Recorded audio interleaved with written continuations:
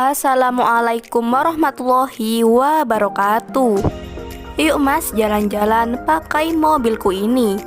Mobil ini akan jadi milikmu jika kamu mau menikah denganku. Begitulah ungkapan si janda kaya cantik ini.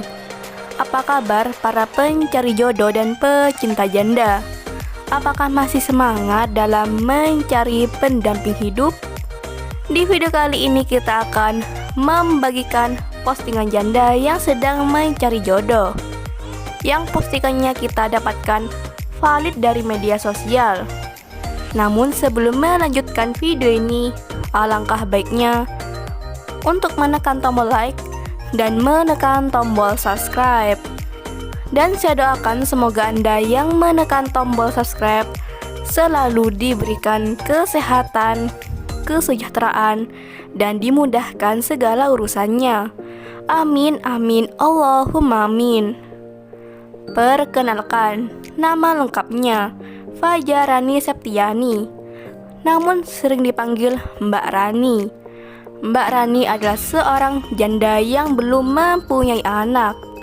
Domisili beliau di Aceh, dan beliau berprofesi sebagai manajer di salah satu perusahaan besar.